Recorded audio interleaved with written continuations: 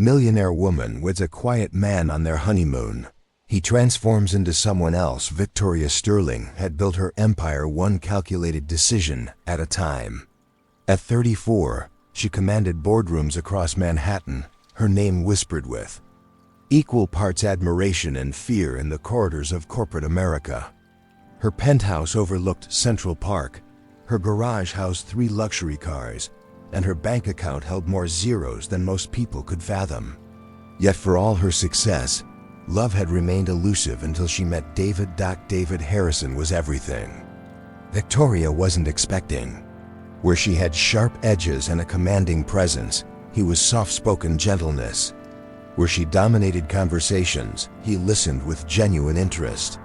They met at a charity gala. She was hosting one of those mandatory social events that came with her status. While other men approached her with transparent motives, seeing dollar signs in her designer dress, David had simply asked about the cause she was supporting. He worked as a librarian at Columbia University, a profession that initially made Victoria's friends raise their eyebrows. What could a woman worth $50 million possibly see in a man who made $40,000 a year organizing books? But David possessed something Victoria's world lacked: authenticity. He didn't care about her wealth, didn't flinch at her reputation, and never once asked her to tone down her intensity. Their courtship unfolded like a carefully orchestrated dance. David would surprise her with handwritten notes tucked into her briefcase, simple gestures that somehow meant more than the expensive gifts she was accustomed to receiving.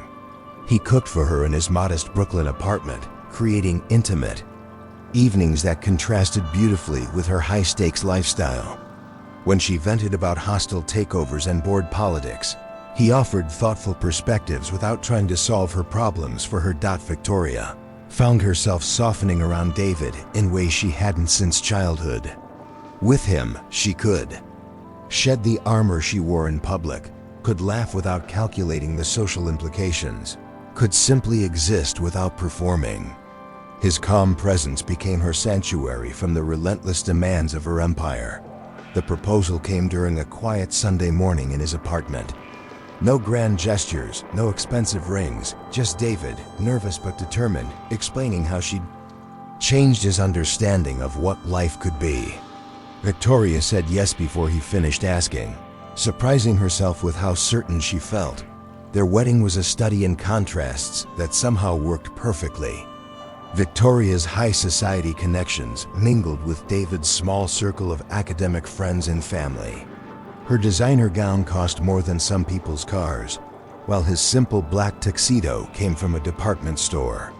Yet as they exchanged vows, in the prestigious Plaza Hotel, surrounded by Manhattan's elite, something magical happened.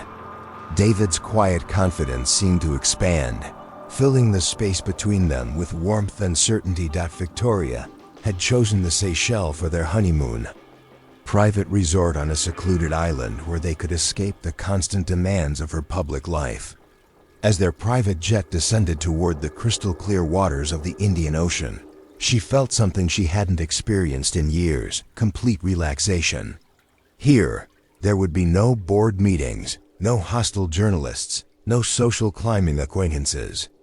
Just her and David, finally alone in paradise.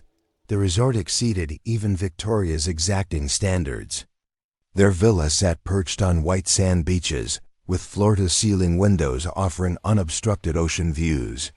The staff was discreet and professional, appearing only when needed. Everything was perfect, perhaps too perfect, on their first evening.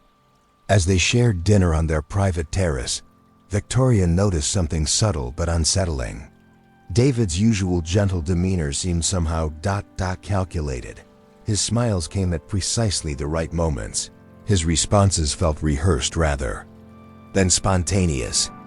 When she mentioned how beautiful the sunset was, he agreed with words that sounded lifted from a travel brochure rather than spoken from the heart. Victoria dismissed these observations as wedding exhaustion and the adjustment to married life. After months of intense planning and the stress of a public ceremony, it was natural that they both felt somewhat artificial. She was probably overthinking things, an occupational hazard of someone accustomed to analyzing every business interaction for hidden motives. But as the evening progressed, the feeling intensified. David's laugh sounded different, sharper somehow, lacking the warm genuineness she'd fallen in love with. When he complimented her dress, his eyes held an unfamiliar coldness that made her skin prickle with unease. Most disturbing of all, he kept checking his phone despite their agreement to disconnect from the outside world during their honeymoon. That night, as they lay in the king-sized bed surrounded by the gentle sounds of ocean waves, Victoria found herself studying David's sleeping face in the moonlight. The soft, kind features that had captured her heart remained unchanged, yet something fundamental felt different. It was as if she was looking at a familiar painting that had been subtly altered, recognizable, but wrong in ways she couldn't quite articulate. Sleep came fitfully, filled with dreams where David's face kept shifting, morphing between the gentle man she'd married and someone else entirely. Someone with harder eyes and a calculating smile that never quite reached them. Victoria woke to find David already dressed and standing on their balcony, his silhouette sharp against the morning light. When he turned to greet her, his smile was perfect, too perfect. It was then that she realized with growing unease that the transformation she'd sensed the night before wasn't her imagination. The man she'd married, the gentle soul who'd won her heart with his authenticity, was beginning to fade away, replaced by someone she didn't recognize. As she joined him on the balcony, forcing her own smile to match his artificial warmth, Victoria Sterling, a woman who'd built an empire on her ability to read people, began to wonder if she'd made the most catastrophic miscalculation of her life. The second day of their honeymoon began with David suggesting they explore the island's interior, a dramatic departure from his usual preference for quiet, comfortable activities. Victoria agreed, curiosity overriding her growing unease. They hired a local guide and set off into the lush tropical forest that covered the island's mountainous center. As they hiked along narrow paths bordered by exotic vegetation, Victoria observed her husband with new eyes. The man who'd always deferred to her preferences now took charge with surprising authority. He negotiated with their guide in fluent French, a language he'd never mentioned speaking.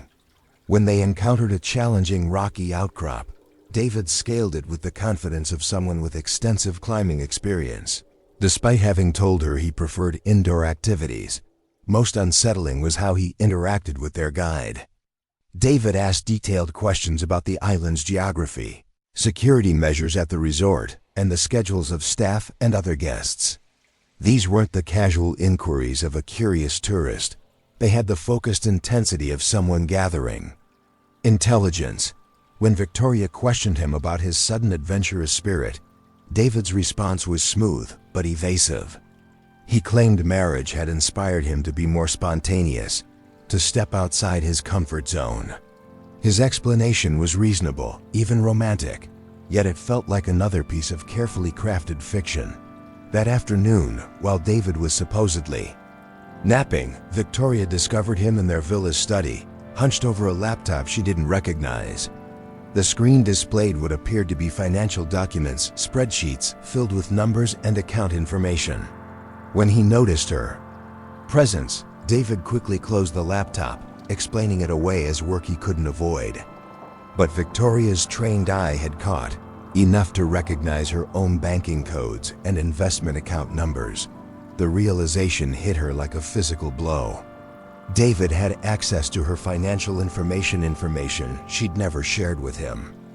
During their courtship and brief engagement, she'd been careful to keep her business affairs separate, a precaution born from years of protecting herself from fortune hunters. Yet somehow, this quiet librarian had obtained detailed knowledge of her most private financial holdings. Victoria's mind raced through the implications. If David had been researching her finances, what else had he investigated? How much of their relationship had been genuine, and how much had been an elaborate con? The gentle, bookish man who'd captured her heart with his supposed authenticity might have been the most skilled manipulator she'd ever encountered. That evening, she decided to test her growing suspicions. Over dinner, she casually mentioned a fictional business deal, describing imaginary complications with fabricated partners. David listened with his usual attentive manner, asking thoughtful questions and offering gentle support. But Victoria noticed how his questions probed specific details: profit margins, timeline, potential vulnerabilities. His responses revealed knowledge of complex financial instruments that went far beyond what a university librarian should possess. As the night progressed, Victoria felt increasingly like a mouse being studied by a cat. David's attention had taken on a predatory quality that chilled her to the bone. When he touched her hand across the dinner table, his fingers felt cold despite the tropical warmth. His smile, once her source of comfort, now seemed like a mask barely concealing something darker underneath. Unable to sleep, Victoria slipped out of bed in the early morning hours and searched through David's belongings. Hidden in a compartment of his suitcase, she found a second passport, one bearing his photograph but listing a different name: Marcus Webb. The document showed extensive travel stamps from countries known for their banking secrecy and loose financial regulations. Beneath the passport, she discovered a detailed dossier about herself. The file contained information that went far beyond what was publicly available: private financial records, personal medical information, psychological profiles, even transcripts of private conversations she'd had with her attorney. The thoroughness of the research was staggering and deeply violating. The final piece of evidence was a handwritten timeline outlining their entire relationship. Every significant moment, their first meeting, key conversations, the proposal, was documented with clinical precision. Margin notes analyzed her responses and emotional state, treating their courtship like a military campaign with strategic objectives and tactical considerations. Victoria's hands trembled as she absorbed the magnitude of the deception. The man she'd married wasn't David Harrison, quiet librarian with a gentle soul. He was Marcus Webb, professional con artist who'd spent months studying her, crafting the perfect persona to win her trust and gain access to her fortune. As dawn broke over the Indian Ocean, Victoria realized she was trapped on a remote island with a dangerous stranger who'd successfully infiltrated every aspect of her life. Her first instinct was to confront him, to demand explanations and threaten legal action. But her business instincts warned against revealing what she'd discovered. As long as Marcus believed his deception remained intact, she retained some advantage. When Marcus woke and found her sitting on the balcony, watching the sunrise, he approached with his familiar gentle smile. But Victoria now saw the calculation behind his warm facade, the way his eyes assessed her mood and body language before determining his response. "Couldn't sleep?" he asked, his voice carrying the same soft concern that had once comforted her. Victoria forced a smile, calling upon years of boardroom negotiations to maintain her composure.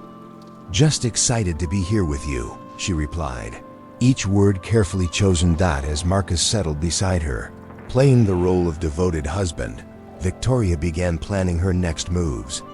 She was a woman who'd built an empire by outmaneuvering adversaries, far more experienced than this con artist. Marcus Webb had made one crucial error: he'd underestimated Victoria Sterling. The tropical paradise around them remained beautiful, but Victoria now understood it was also her prison. However, she was no longer the naive victim Marcus believed he'd married. She was a predator in her own right, and she was about to turn the hunter into the hunted. The game was far from over, and Victoria Sterling had never lost a game that truly mattered.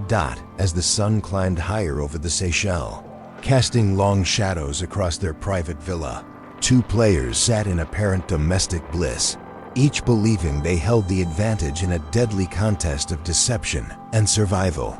The honeymoon was about to become something far more dangerous than either had anticipated. Thank you for watching this story unfold with us here on M&A The Story Unfolds. If you enjoyed it, don't forget to subscribe to the channel and turn on the notification bell so you never miss a new tale. We'd love to know where you're watching. Leave a comment below and tell us what part of the world you're joining us from. Your support means everything. See you in the next story.